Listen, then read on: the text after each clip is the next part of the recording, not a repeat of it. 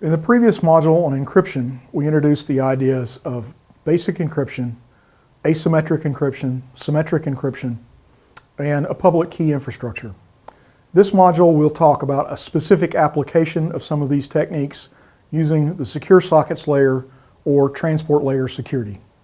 We want to introduce this concept. We want you to understand what it does for us in a mobile context and understand how we use it. So transport layer security, TLS, or SSL, secure sockets layer, are functionally the same thing. This began in the early days of the internet. When commercial use of the internet became acceptable, people wanted to be able to do usual, normal commerce over the internet. And that left two challenges.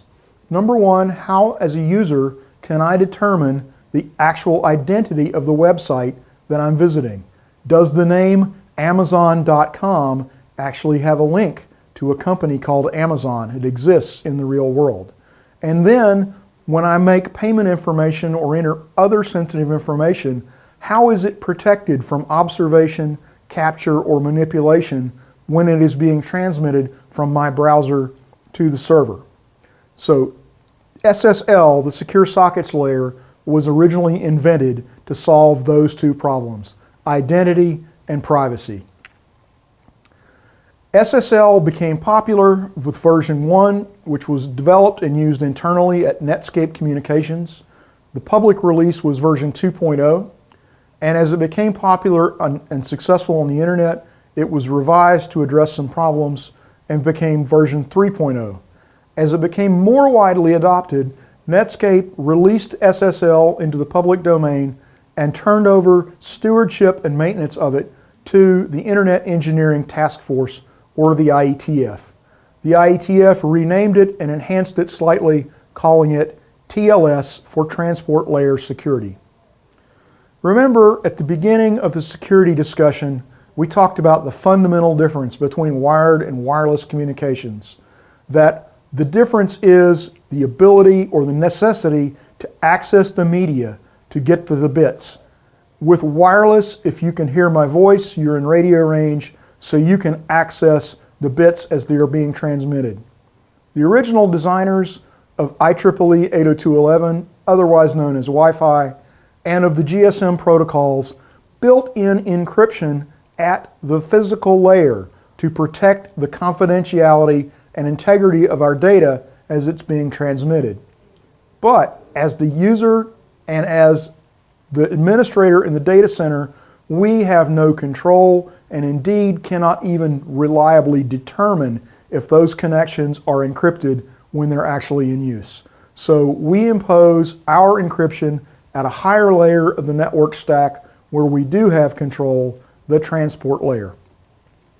Unless we get into a really complicated discussion, we really can't functionally make a distinction between SSL and TLS, so we'll use the terms interchangeably. Understand, though, that if you are programming or configuring your application, you should never use SSL older than version 3.0, and you should use the most current version of TLS, currently TLS 1.3. So let's look at how it actually works. SSL and TLS do two things. They authenticate the identity of the server to the user. They do this by using a digital certificate, a signature, a certificate which binds the identity or name of the website to its address. This is digitally signed by a certificate authority, as we discussed in the previous module on public key encryption, or public key infrastructure. Secondarily, once I have distributed and identified the website and distributed the website's private or public key to the user, I can use that public key to encrypt a session key and send it back to the website. Then using that session key, now only held by the user and the website, I can encrypt the communication, therefore fulfilling the second role of SSL. In special circumstances, if we have provisioned digital certificates for the user can also use his public key to identify himself to the website. In practice, this is rarely done. Applying the STRIDE threat model and attack surface analysis, considering the data, method, and channel, we can see that spoofing, tampering, and information disclosure are threats that apply to the channel. And HTTPS or SSL or TLS, all these terms are used interchangeably, can be used to mitigate against information disclosure and to partially mitigate spoofing and tampering. Let's look at how that works at the low level. The client initiates the connection with the server. It sends a hello message which contains the SSL or TLS version number in use, the cipher suites supported, an indication of whether the data will be compressed, and some other session information including a random number. The server responds by sending a hello certificate or hello message containing a signed digital certificate.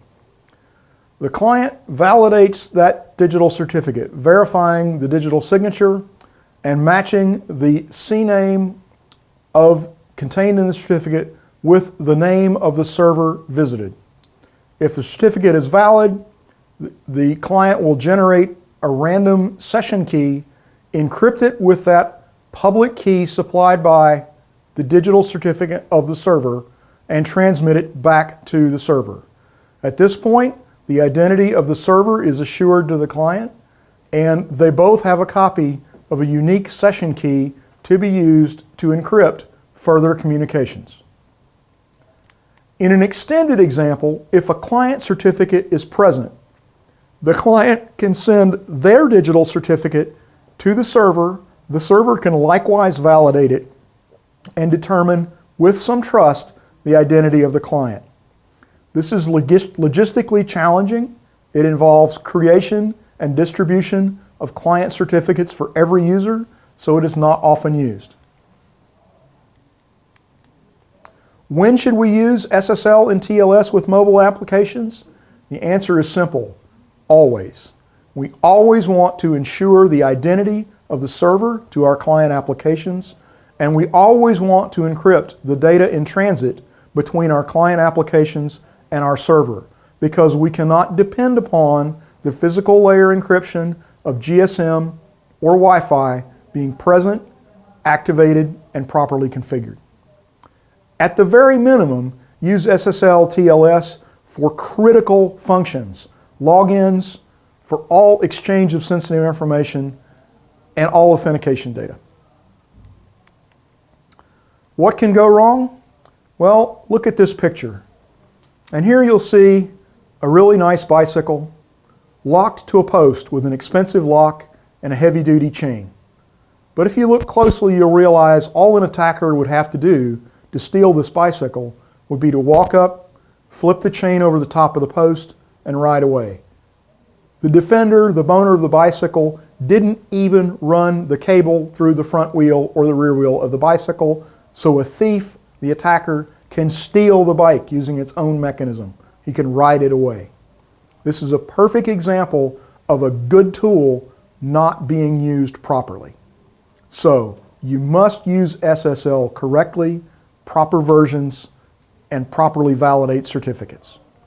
You must also choose your certificate authority carefully and ensure that the public key for your certificate authority is pre-installed in the browser or operating system of your clients. Otherwise, they will not be able to validate those digital certificates or the identity of the server. In the process of validating the certificate, the client will on occasion see errors. Here's an example of some of the errors that may appear. Now, as a user, you're used to this and probably don't realize it. When you visit a website, try to use a secure connection, and a window pops up that says there's a problem with the certificate. One of these error conditions has occurred, and the operating system or the browser is notifying you of this error. The key is to test for these errors and to handle them. It's vital that you understand, as a mobile application developer, The tasks normally performed by the web browser, validating the certificate, using the SSL, now are your responsibility. You as a developer or the security professional must ensure that you are using the SSL, using it correctly, validating certificates, and handling errors. So, the checklist prior to deployment in the testing phase of the development lifecycle. Use SSL always. Avoid using mixed modes. It's possible to use SSL for part of your communications and to transmit other data in plain text. We recommend that you avoid that situation. It's just simpler to encrypt everything. Verify and validate the certificates. The key thing to validate is that the CN or canonical name or CNAME contained within the digital certificate matches the domain name of the site you're visiting or the server you're connecting to. Know the SSL errors and handle them. Understand that it is your responsibility as a developer or security professional to handle these errors, to implement the SSL and use it correctly. The browser won't be doing it for you. Verify the certificate authority is pre-installed in the clients that you are going to support, in the client operating systems for the 4 mobile platforms. Verify the server side, the configuration. Test. Never assume it just works. And remember the Heartbleed vulnerability. This was in the OpenSSL library. Approximately 2/3 of the public internet used OpenSSL in one form or another when this vulnerability was discovered. Design your applications so that you have flexibility to replace components like your SSL library should a vulnerability be discovered. Thank you.